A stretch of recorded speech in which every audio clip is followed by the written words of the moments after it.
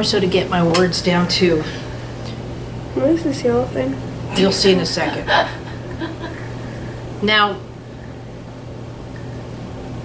I totally get it, the reasons why I touch with rotation and so forth, because when you touch with rotation, you're automatically in some person's system. Their system doesn't fight it.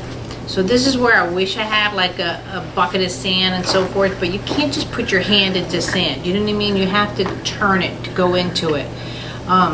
The molecules, the atoms create a wall or a barrier, but when you have rotation, you can go through them because you're intermixing with those instead of trying to affect. So if I just go like this, right? I know I should get a thing of water.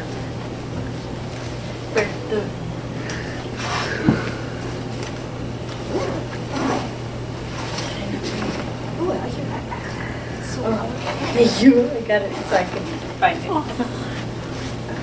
I think, is it okay if I record you? So I can play it?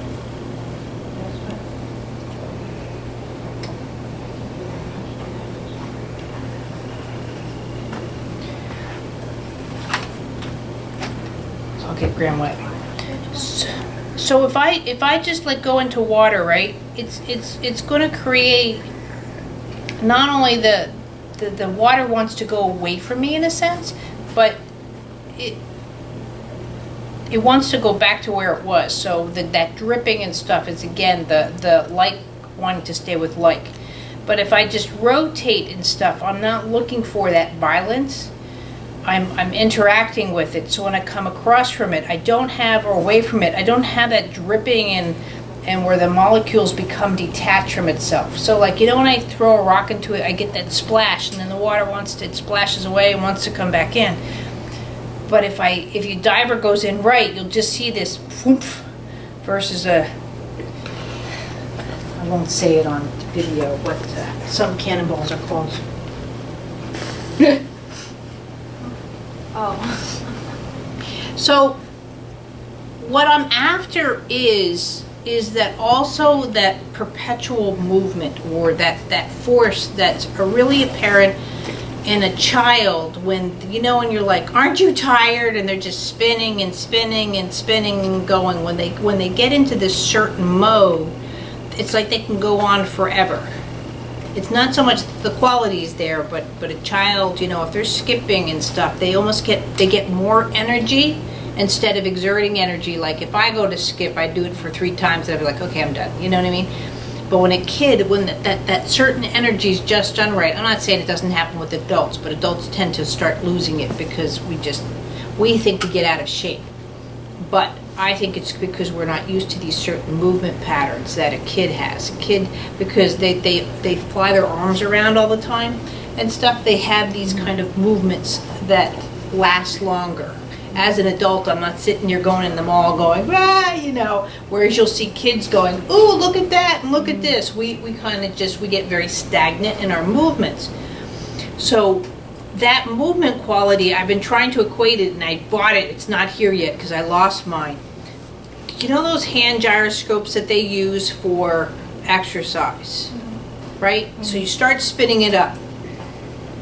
What it is, and I can get out my can you go? It's right on top of the fridge. My good gyroscope. It's in a box.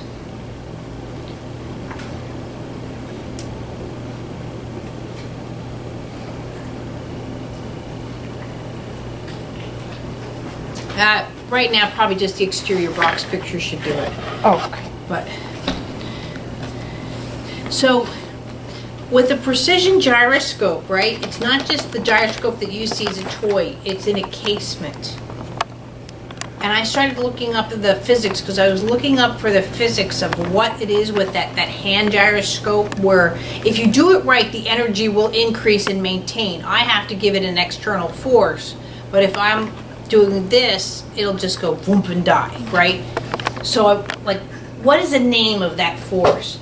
But what it is, and this is where it was significance with why the sitting happened. It's the 2 opposing forces. So a hand gyroscope are 2 axles within one another's. So it's not so much, sorry, Graham, that the pull created the changes in structure in her system. It's the two opposing forces. So what she did was pull and pushed against the gravity. When you're lying there, you don't have that force. So that's where the human gyroscope comes into planes. So Holly, I'm going to take you just sitting there to work with the bands. So I've propped Graham to show this. So if I work on him, I get it that I will get results doing this. Do you want a small chair? Is that good? Okay. And I'm going to get results with this movement. But the force that initiated, that's in all of us and we take for granted. And I'm going to show you there. So what I'm going to do here is I've got him propped against this ball, right? But if I actually go, and you just maintain that, you're going to twist it just a little bit, and I'm going to twist. But I'm putting him against into the ball and letting go. It's that force that we all take for granted. So just me getting off, hold on.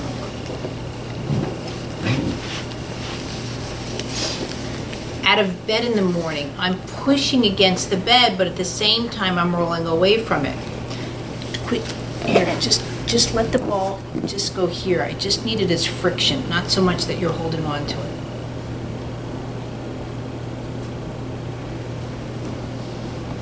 So the more that he can feel those two opposing forces, which a child with special needs doesn't get to feel. So these systems don't initiate. There we go.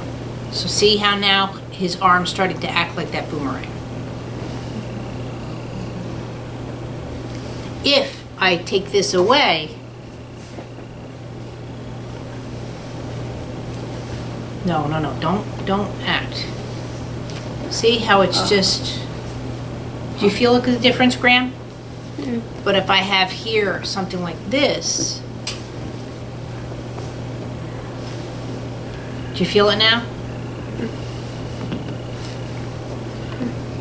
Because you need it from, like, there's so much going on in this that you need all of that to happen. Like Holly pulling, you pushing, you pulling his arm. No, it's not so much like, okay, so if Graham is capable, so if I just put this in Graham's hand now, right? And now what I want you, Graham, is, so get a little bit more tension. So now, Graham, you just pull from Holly. Right? Now, the way he's doing it right now, he doesn't have so much as an opposing force.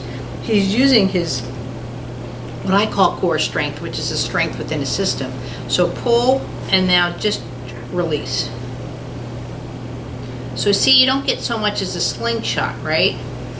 But if we go in and pull where he's got, this ball's really not working for him. I need it to be a bit more that it's a wall. Yeah. See how the difference? Wow. He has a power that goes off of it. So it's like a reverse punch. So if I punch something, right, I have a power that's within me, is that my stored kinetic energy, and I can go punch. But what I also have at the same time is I know how to go against that force. So this is where Newton's third law comes into effect. So I have that G-force, or the force of, okay, you Newton's third law is every action has an equal and opposite reaction. Right.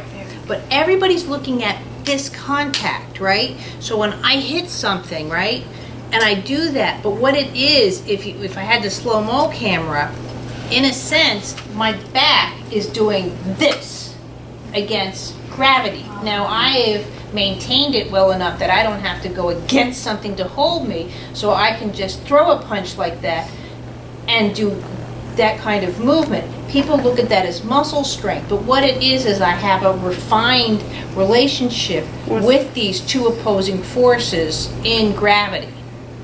Whereas up until last week, she did not. So it wasn't so much that she pulled the beads and that made her sit up, but what the beads did, because I was working on her at the same time, is that she felt that force from here. And that's what I was trying to say with Graham, if I have the ball here, that if she's feeling, right? What is she feeling? Because Graham has the Right, well, what she's feeling right now, what we had to do is create that force, which we naturally get. If you go to stand up, you will feel, you're not aware of it, but that force is there in a sense pushing you down, for you to push but back. for you to go in. So if I go in this case, the gravity's coming against me here, and I'm opposing against. So it's two opposing forces creating that energy, that movement that drives. So the cartwheel isn't necessarily perpetual movement and so forth, but it's the organization of two opposing forces that are creating that movement for that to happen.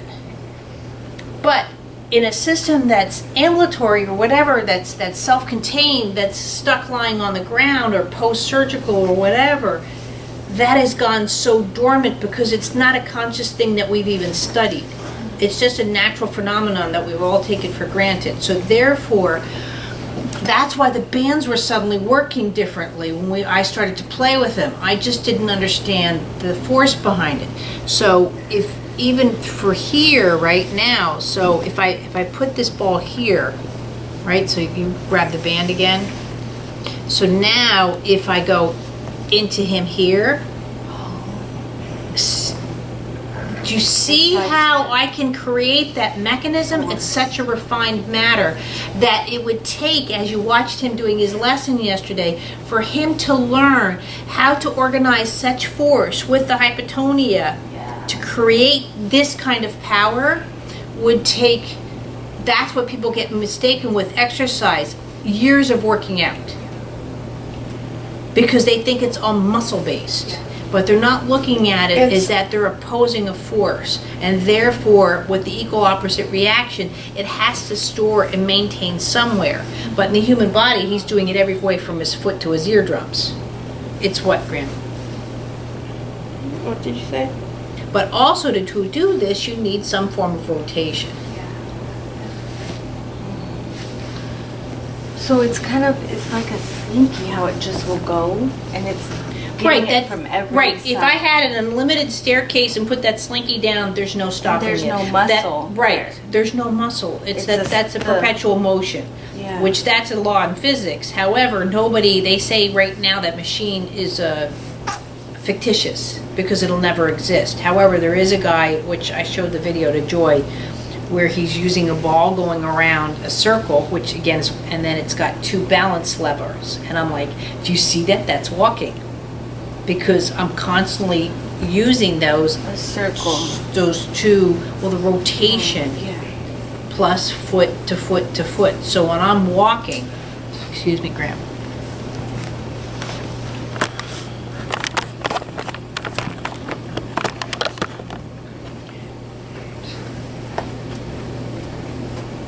So we've been looking at gait videos and stuff. So when I'm walking, everyone's looking foot hand placements when I'm walking, right? But where my brain's going, imagine right now on my hips that I have an oval here with the circles going, right? So with this guy's, I'll pull up the video, but this guy, what he's doing is this oval creates balance, this circle, and then he counterbalances it with weights. Balance factors, so they go back and forth.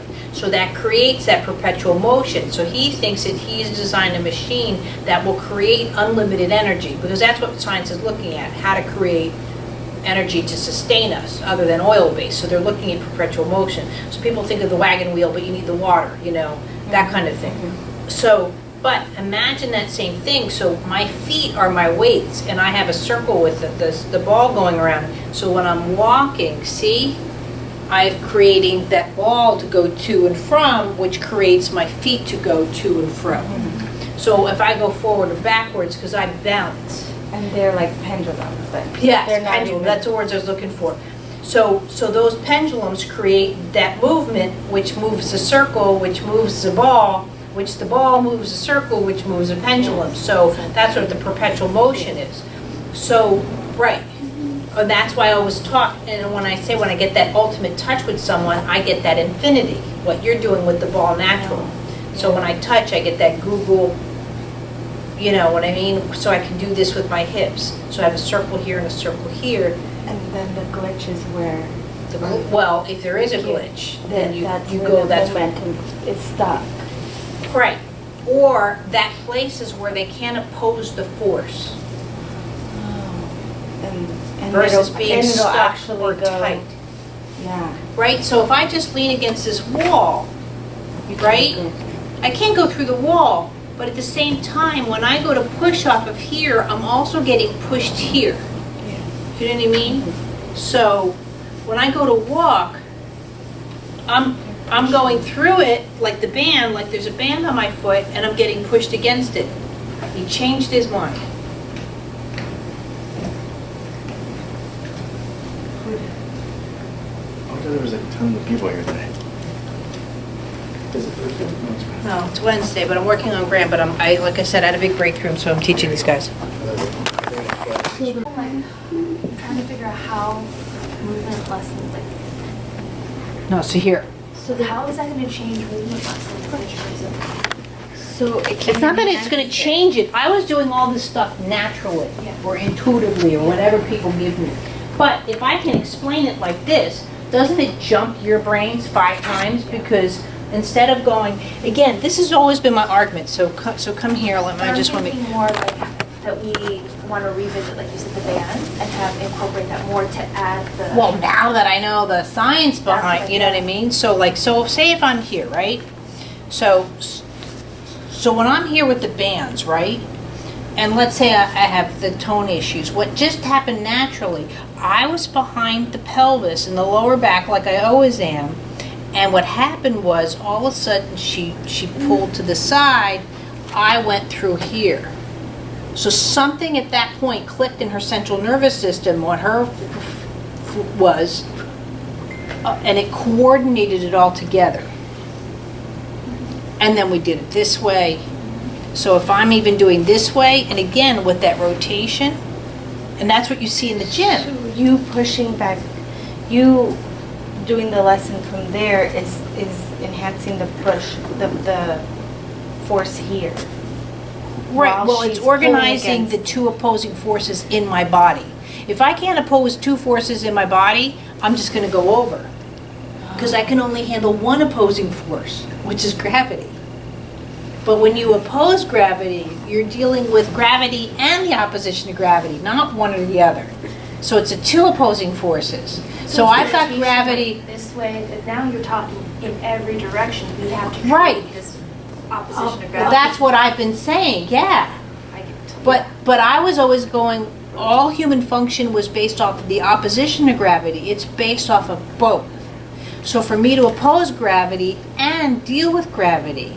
So it's not propulsion. So Da Vinci and all that were saying, if I put my feet hard enough into the ground, I'm going to go up. Yeah. Only if I have muscle. But if I have these kind of in my system, I don't need the muscle base or the structure that I need. Whereas here, but if I'm just pushing down, you know what I mean? Like, I need a buttload of might to get myself, that's, you know, my rocket's not going anywhere. But if I add if I don't change my habits now, right now, and I just add the rotation, I'm already getting a lot further over my hands. It's still taking a lot of might, just working that force, but when I add rotation, it increases what I'm able to doing. But if you increase the organization in the human brain that they know how to deal with gravity, which is what we see as a slouch, give me some tension, and the opposition to gravity at the same time, I still have gravity, but it's my opposing. Now, it doesn't look like my body's rotating, but in this case, my arms are rotating. So And your it's, pelvis. Does that as affect well. the degree of your touch though? Because of the bands you're opposing, you have to but match the force? But now if I use these props, that's why all of a sudden this was happening. It's like we've said, it's like movement lesson on steroids. Yes. But what it's doing is it's adding a larger dimension to the 2 opposing forces. ultimately, what I'd love to do with everyone is actually put them in probably one of those gyroscope machines with bands, so we can feel, do you know what I mean? So like, here, give me some Kind of attention like again. being in that So if I was in, right, if I was in that human gyroscope machine, right, with those bands, and this is what I'm proposing to sign, you know, for NASA kind of thing.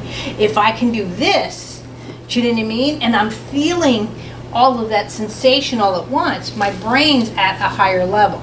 And that's what I do with Omni when I float the babies and turn them around in space. So when I'm turning him, he's feeling all of these little things, and his eye functions still, and he's like, woohoo, you know. So his level of where he is in space is 5 times higher than an average baby, because most babies are just learning how to sit up and to crawl. So they're still dealing with that in a very fixed horizon. So that's why, even though there's nothing wrong with Omni, Omni's progressing at a higher level because he's learning at a much earlier age those two opposing forces.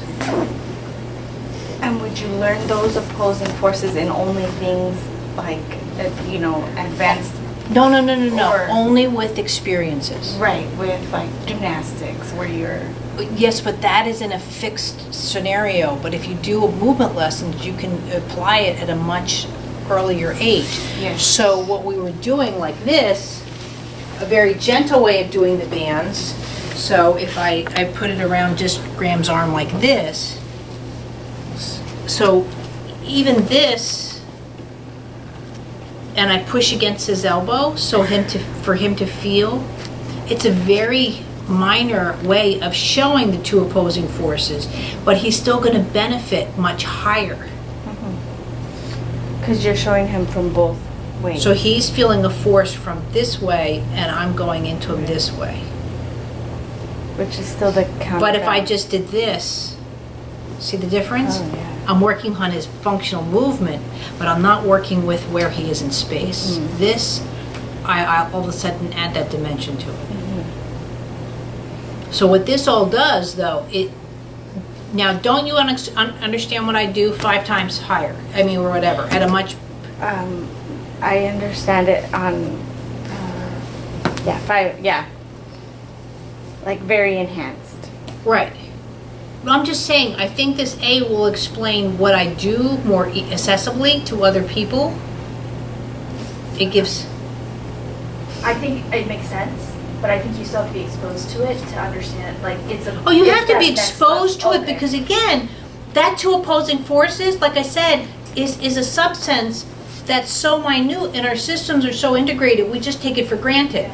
We don't take it for granted anymore. When I go to visit John in the hospital yesterday or rehab, when he can't, like, breathing again is difficult for him. So he's at a level again where his chest cavity, just to expand and oppose that gravity that's going against him, is so difficult, and he's on oxygen, and his status is so weak, right? So, but if you can offer right after surgery or where someone's been traumatized to that level due to cancer or whatever, at a much earlier basis, even just for their brains to just get, it's like restarting the heart. And it's the same thing when she was just born and stuff. If there could have just been a little bit of that implementing so gentle like this to a newborn. See, this is where I'd want to play with this now in a baby because I just won't know. But offering that into their system, which should have again come from a vaginal delivery and all of that kind of stuff, because that's the two opposing forces. That's why we have to have contraction, because the contractions are there to push the baby out, and then you have gravity for the first time as it's being born, and voila. That's where the human system starts to develop. So if it doesn't feel that sensation right off the bat, the system's going to be, because it just can't move against itself. And that's what I'm showing with the movement lesson, is how you move. It was thought to be with yourself, but in a sense it's how to move against yourself. I think it's gonna enhance people's understanding that have been trained with you and learned with you, but then, like, if you release this on YouTube. Well, if I just released this on YouTube, I'd have to do the whole progression of movement lesson and that kind of thing. This would be the series of and so forth, This would be right? like, take it to the next level. However, It's huge. but doesn't that explain So much. the missing link? Yeah. Or, I mean, I know I had Of it, what you were going to, You were doing it, you just didn't. what you but were. when I looked at the way that thing was made, it's an axle within an axle, and that's what it is. It's the two, and then I said, holy crap, it's the two opposing forces. Wow, yeah. And I actually said it in the video against gravity. I just didn't say clearly enough that when I go to get off the table, do you know what I mean? I get it that I have gravity here, but I'm going against it. But this now finites that area of the gravity. When you're on the table, you have gravity from here, and then gravity's coming against you. Yeah, if you look at if you look at again Newton. So if I have this ball, again, it's an inanimate object on the table, right? So we all know that there's gravity here. There's a force going against this ball here as well as from underneath, right? So it's gravity's being, but this ball cannot jump up off the table. And right now this ball is considered very stable, but if I put and I expect the same forces in this direction, gravity will win and this ball will fall down. Now, whether I take this deflated ball or this inflated ball, if I drop them both equally, they're going to fall equally because gravity is the same. So it doesn't matter if it's a feather or a brick, they will fall the same in a vacuumless kind of way, right?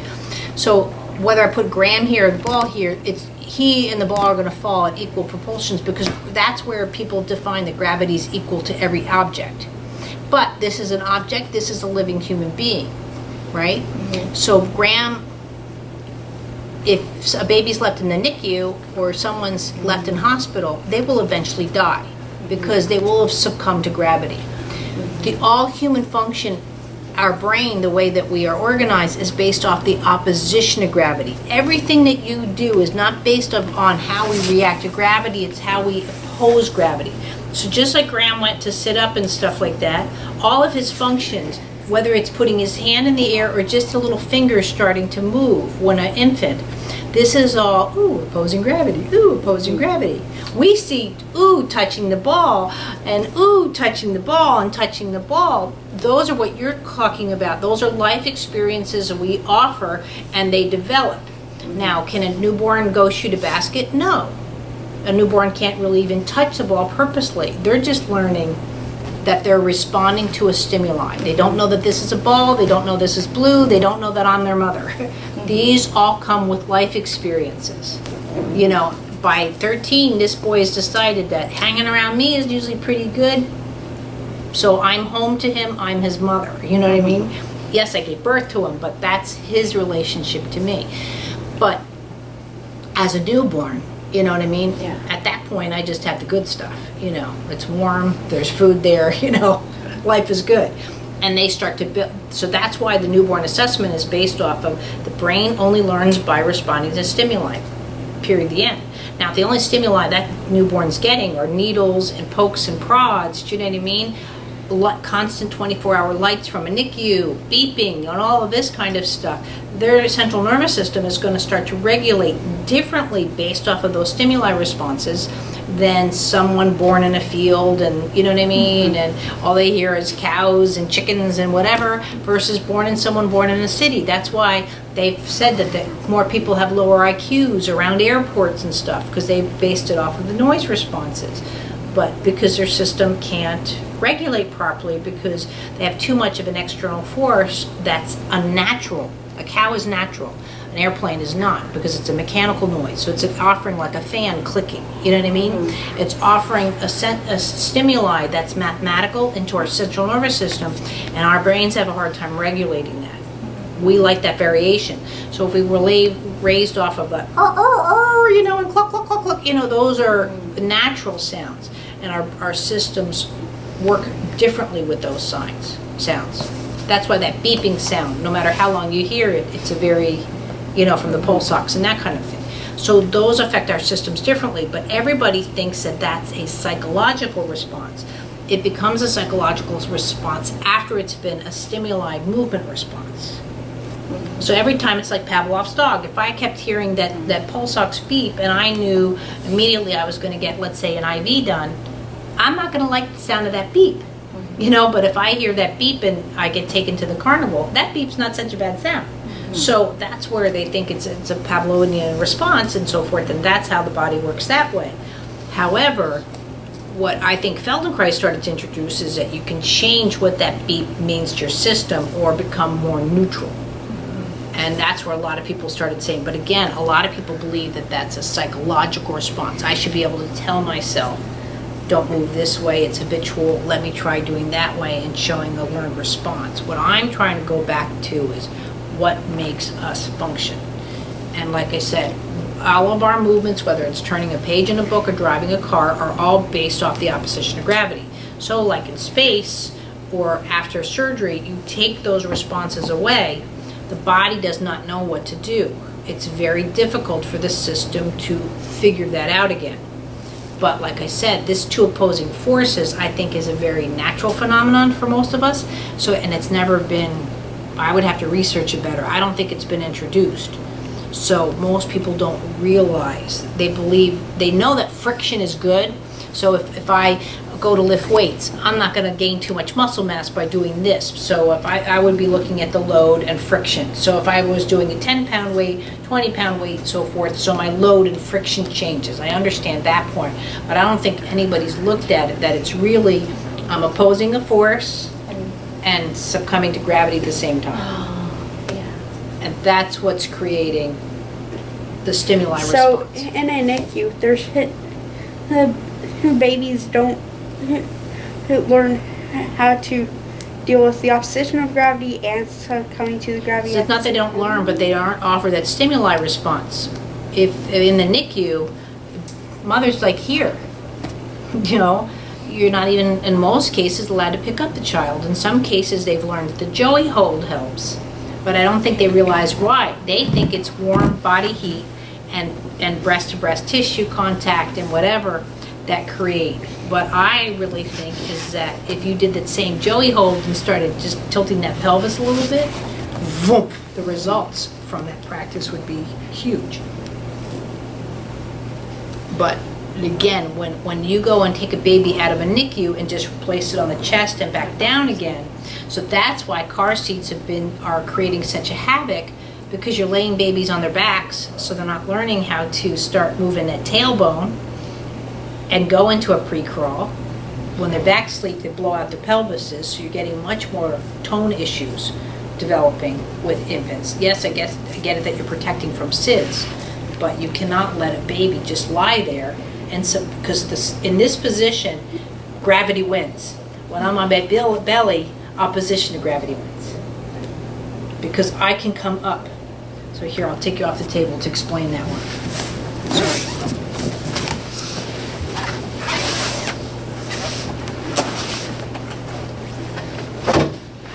So when I'm in this position, right, gravity wins. I cannot, anything that I do starting out is a lift, right? Because I have to bend my back and create this. So that's why babies are meant to be more like this. You'll see this happening. And in this position, I can roll. Do you know what I mean? And I can play. You see it with Omni, and he's doing all of these things, right? But if I have already issues and I've had rotation issues, I'm stuck here. That's why I'm getting so many darn videos of these babies stuck that I don't think happened before.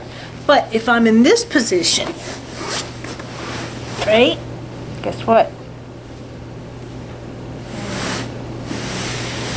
Do you know what I mean? I have much more opportunity, even just lying here, to play with the opposition of gravity without it being a lift yet. That's why we don't crawl when we're newborn. We're just getting into that lifting mode, right? And eventually this is what happens is I just rotate and I bring here. I'm not supposed to do this. This is a lift. A baby goes like this is the ultimate move, rotates in, and it just slides them into position. That's a true going up. That's a Feldenkrais ATM.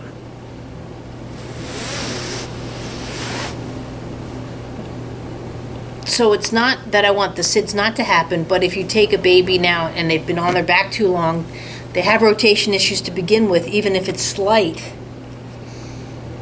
And now you put them in a car seat too much or add to that. It used to be too, you were raised by a village. So baby goes to grandma, goes to, and so those neural responses or those responses. See, when I get past you as a baby, look at what happens to my chest. I'm breathing in all these different directions, right? But if I'm just in a car seat at a 33-degree angle and my pelvis is stuck, I'm only learning breathing at that level. Yeah, and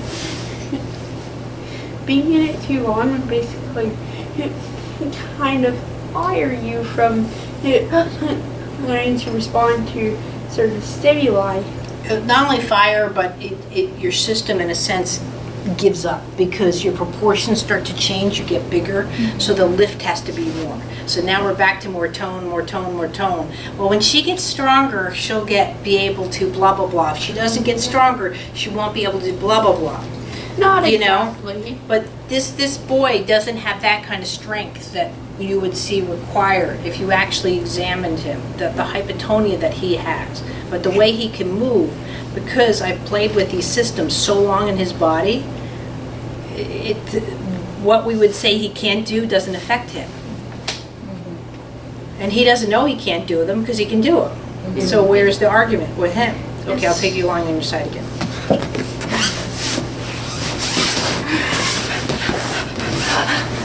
Get her out. Get her out. No, doesn't it? So much. But so, like, once you said it, it's so clear. No, and see how my brain goes, I was like, two opposing factors. Oh my God, it's not one or the other. You don't succumb or oppose. Like this, again, I throw this down, it's succumb to gravity, I get that. But for us, me just breathing, I've got gravity and I'm opposing. I've got gravity, I'm opposing. But the higher that function becomes, or where that gyroscope can spin at a higher function, and that's why we're made up of a whole bunch of moving atoms. So then that would go into, if we eat a substance that's been in a box, that thing's not moving, and we're consuming goods that aren't moving, and that's affecting, and so our systems become laden down. So it's a lot very similar to cancer. Like cancer does not oppose two forces. It's a mass. That'd be like having that ball in you. But cancer is not a living organism. It's a tumor. So, and that's why they refer to it as a mass. It doesn't oppose gravity at all. It succumbs to gravity. So depending on where it hits you and the system and the way you organize, the cancer will win, because you'll succumb to gravity to a point one day that you can't get up anymore. So it weakens the systems to defeat. So almost if you introduce movement into that part of the body, your body can better oppose that mass. Well, that's what I've always said. Like, let's say Graham had a hip replacement, right? And there's an artificial hip in here. Well, that'd be like having this ball in here. If I touch here till the cows come home, it'd be like touching this table. I cannot get titanium to rotate, right? So if he had a hip replacement in general, and this is why, again, I create different results. Most people would go after the hip, the hip, the hip.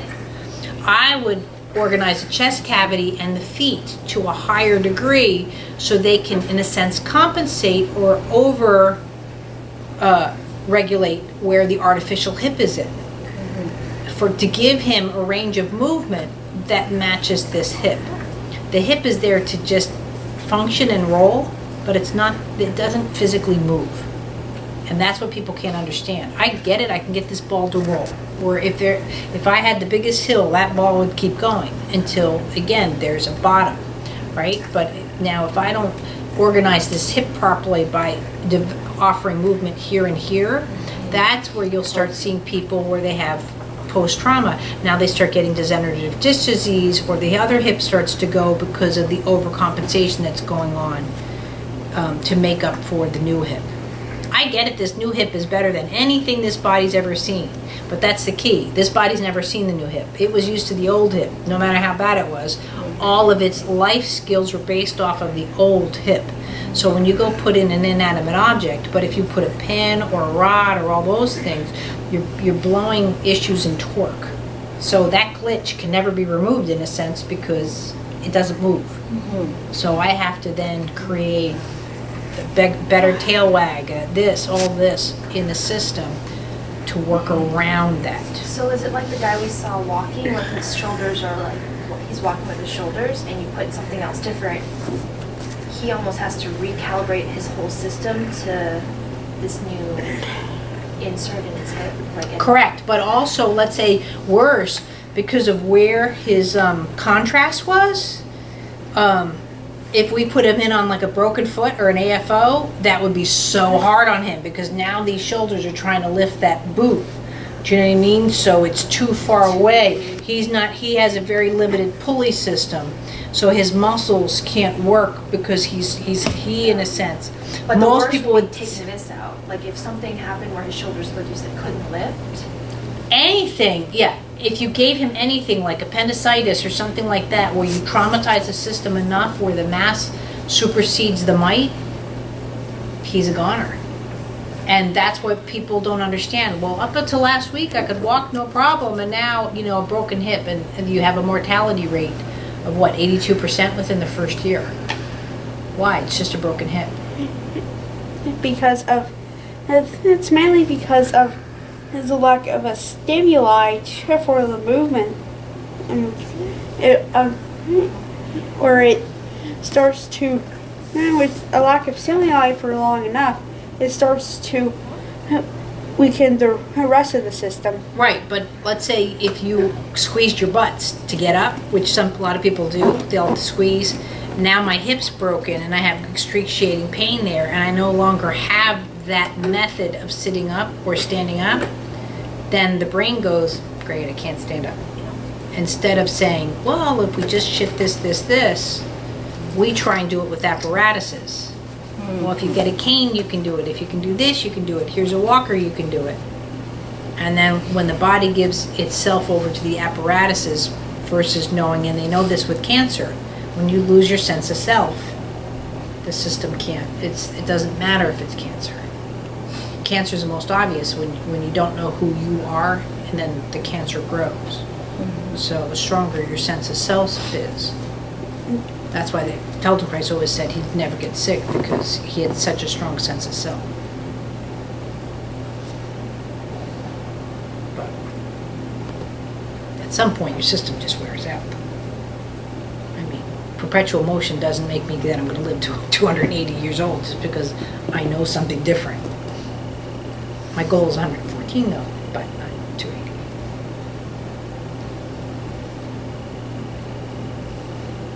That. So with that in mind, I'd like to try some more band work with those kind of, now, because like I said before, I was doing the bands to play with the bands. And that's my number one rule. I say don't do. Like I always, when I teach, you're not here to loosen this hip or make this hip stronger. When I touch, I'm thinking of, oh, he's going down the stairs. He's going down the stairs. So I'm looking for that movement or that flow where the foot's going to strike and go. I always have a functional movement in mind. When I was playing with the bands, I was playing with the bands because I knew they worked. But I wasn't doing it necessarily for a functional movement.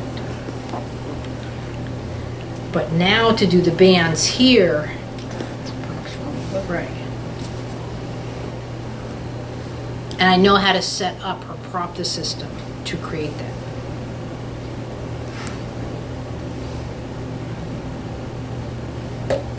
Does that make more sense?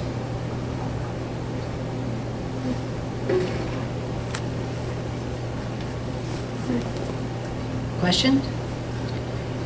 So if you're, the reason why we're always looking at the functional movement is because, for example, he can say, oh, I need to go right this, I need to go right. He can say, but a baby cannot say, oh, I need to go write this regardless if my hand was Even tied that, down. that's still assuming a lot. Look at what happened to your son. He broke his arm and he couldn't self-care, right? He couldn't Right, brush his yes. hair, right? He couldn't. So he actually was looking for help and you thought he was crazy. What do you mean you can't comb your hair? You know what I mean? When something so mundane is okay for you to do, this is where as human beings, and you see it on Facebook, we're very derogatory towards somebody else. What do you mean you can't stand up? You put your 2 feet on the ground and you just stand. Well, if it was that easy, then I wouldn't have a job. You know what I mean? Like, just because you can say something, and again, half of it is, that's why I do these classes and do these videos. Half of it is just the way I speak. Again, if you only understood Russian, what I'm saying here is just spot on, brilliant stuff. If you don't understand me, it's lost. Whether we can say it's obvious because of the translation or just because your history of stimuli response is different than mine. So when I go to explain something to you, if you don't know what water is or if you don't know what friction is, I have to, as we say in America, dummy it down, restate it. I always say this when I'm training something. If I say anything in any way that it's not clear to you or you don't understand, let me know, because that's where I'm brilliant. I can spin this in any direction. I can start talking about birds, flying, this, that, and the other. My visualization, you want to talk about like gymnasts, ice skaters, all of these kind of things. No problem. My brain's just there. I don't have to get into a new mode of movement. But for most people, that's extremely difficult. Correct. Yeah. So. Because they don't, and mainly because they don't have the same stimuli for explaining something. And But yes, you're right. A baby in particular, or someone that's nonverbal, doesn't have the same response. Or if they've never experienced something in their body, like getting a new hip or not having a new hip, what do they compare it to? And that's when I can speak to you, is when I've compared. If I've never compared it to something, so that's why my brain jumped, I think, because Joy said, well, you can look at a paper and start criticizing it. And I think that was huge for my brain, because that's where my comparison came in. So when I see someone saying, listen, this is an orange, it'll always be an orange, and my brain goes, yeah, but if you take the skin out and now it slices and it's this and that, it's not an orange and you can't go back to an orange. Even though, yes, it's still an orange, it's a different physical part. You know what I mean? As a bad example. But so that's where my brain's like, woohoo, and I was like, Play-Doh. So all of a sudden I looked at the internet in a whole new way, because I didn't want to read a lot of papers, because I didn't want to feel that I was plagiarizing, because that's what I was taught, that if you take someone else's idea, you're plagiarizing. But I didn't look at it as just, I'm not taking their ideas, I'm just comparing it to my thought processes. And that's where learning comes in. You offer someone some new stimuli, like, I don't know about the Civil War, you start telling me things, but first of all, I have to trust you, because what do I know about Robert E. Lee? And I didn't know the guy. Even if he was a descendant, what I would be told from my great-grandfather versus in the history books, like, you said he's a great guy, but in the books, he's really not such a great guy. You know what I mean? Like, who am I going to listen to? So I have to trust what someone's telling me, but I don't think anybody's really played with the human body in relationships to physics in this way as a sense of play toy.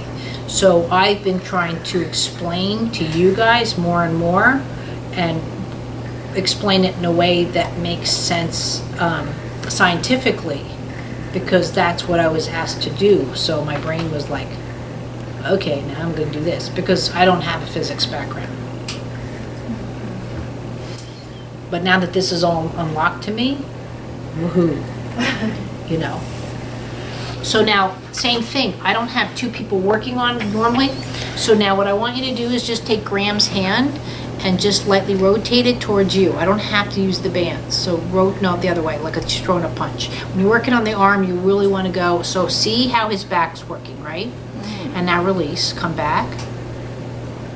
And now again, when I say release, as you're doing, I never let go of the body. Okay. Even if I'm here, I keep a connection, right? Okay. So do it again. And come back. And now again, But this time, I'm gonna influence, so bring it to you again. So I'm gonna, and then come back. So if I synchronize to you, so do you see how it's the same movement but completely different? Now I can do this with a band and pull if I wanted to, but this is why I work so well with Diana. Because I watch what Diane's doing, and and that's what we just did with Gordon. Yeah, see? She's doing that with vision. The eyes are. The eyes, that's why I have all those videos. Okay, so like here, so say if I'm a ballerina, right, and I'm moving, and I post these videos of the movement going beyond my hand. Well, that's what vision is. I'm looking at you, you're 8 feet away, whatever, 10 feet away, but you're included in my movements because I see you, right? So if I have Diane here, right, so she's creating a visual response, right? So a baby could do this and still look at it. I mean, that's CVI, right? But if I come here and do this, I'm still, let's say, using peripheral vision, right, versus straight on. Peripheral. But I'm coming in here, right? And then eventually, all of a sudden, the eyes go. You know what I mean? And they for that second even, if they have binocular vision, why they have the movement with it? Again, they have that two opposing, so it's just like I'm doing through my butt. Here, I'll sit on the band. This is my vision going through my movement. So let's say the movement's here, right? My vision is going and finding it. So my hip and everything is going towards that vision as if that stimuli is a part of me. And that's why if you really like someone too, you want to look at them. And if you don't like someone, you'll get, like, and the body will actually, in a sense, repel. And that's where that visual movement comes in. So Diane and I, again, have just very naturally have done that. She just sits there and whatever, and I try and create a body movement that gets included with the vision. So even the eyes are opposing gravity. Even the eyes. Oh, and the more movement. so. That was a whole thing with that slow-mo video, and the guy goes, "Why are my eyes wobbly?" And I'm like, "There's the balance and the counterbalance at a cellular level." So that was huge for me, because when he's shifting, if you actually slow-mo, this is where I want the slow-mo camera, if anyone's got one. If I shift, if you actually look at my eyeballs, like I would do a whole movement thing, you will see the counter. And that's one of the things I want to do is take my skull and I might have to like waterproof the eye cavities and stuff and put something in there to show that when you float something in liquid. We're here, oh, hold on. Get a ball. So no, you're good. This bowl of water here this is what I want to do, is seal in the eye cavities. So let's say that this is the skull, if Graham was lying down on his back, right? So if I move, see how the ball counters? The ball will counter. That's what your eyeballs are doing. So when Kobe Bryant goes to make a layup and stuff like this, he has such sophisticated vision. So his eyeball is automatically countering, see? See how it's going away from the tilt? Yeah. It's not looking to go to succumb to gravity, it's opposing gravity. It's opposing gravity, yeah. Which is not supposed to happen with an inanimate object. Right? If I'm tilting this forward, right? Now if I do it so fast, this ball is supposed to go over the edge, right? Right. So why is it going away? Because you're Opposing tilting. gravity. It's opposing gravity. Because it's going through me.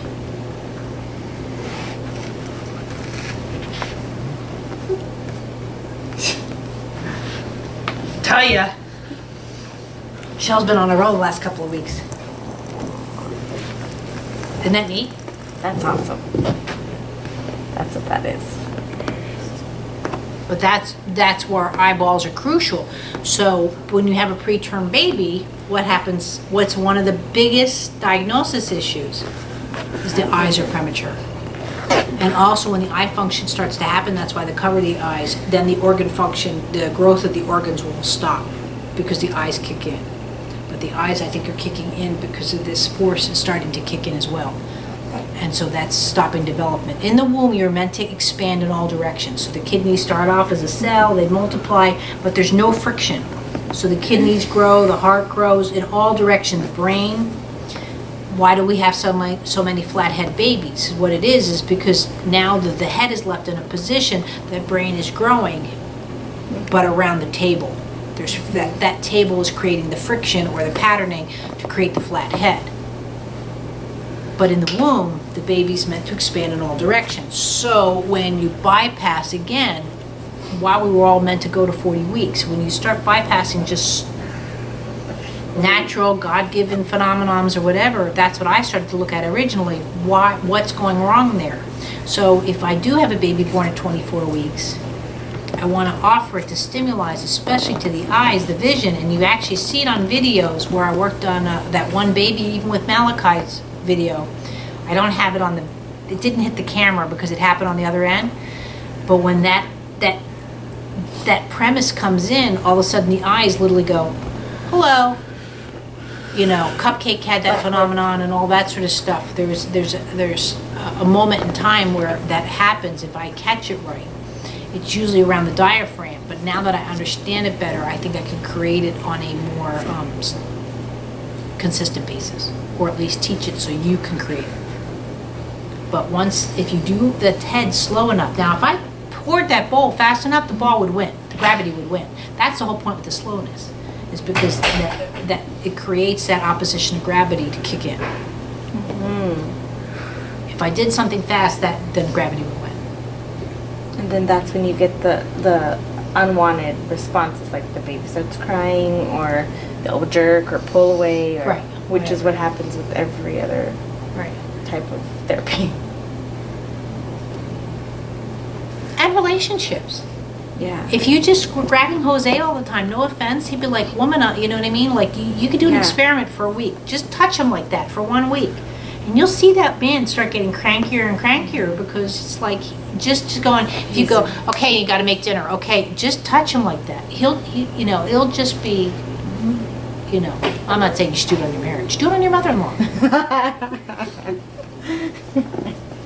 Pick someone that whatever. Pick somebody you don't want them to be around too much. Okay, Graham, I'm going to work on Cupcake. Want me to pause it? Yeah. So here, so just put your hand into mine. No, just hand to hand, right? Okay, and now tighten your abs and try and push me away. You can't handle so now let your belly out and now push me away. See how much more power you have? And why? Well, first of all, it's we were taught that because you have so much activity going on here, your brain's like, I'm contracting, I can't. But what it is you don't have two opposing forces. So now do this, and now push off with your right foot, belly out, and push me away. See, now you really have power. So when the rotation goes through your whole body. So that's why when I go to fight someone, and if they're like, I can beat them. Yeah, because Because they can't throw a punch. So tighten your abs and and clench your teeth, and just try and throw a punch. Right? Now belly out, and let go, throw a punch. Also look at the range that you have. Yeah. And that's cerebral palsy or tone issues. So, just tilt it up a little bit, sorry. So if I'm like this, all contracted, right? I have no extension. I can't suddenly go, oh, an apple, because my hands will go. But if I'm sitting there and I work the pelvis, again, that balance and counterbalance, slow enough so the ball tilts back and the ball tilts forward. So you start to feel that sensation, just like in the bowl. That's why I've always been after that stupid ball thought in my head. So if I'm doing that and all of a sudden they're here, Now, I'm not going to have him here and try and do it. But when the pelvis is here, now I have better balance. The ball's going back here, the water ball, so my counterbalance is better, and I can grab it. But if I go too fast, Oh. ball falls out of the ball. Right? So that's why you're there for the support and. I'm there to integrate that vestibular response, and then Diane's there, or whoever is there, that stimuli, that they can all of a sudden reach it successfully. And once they know it, then they have Then it. they can, yeah.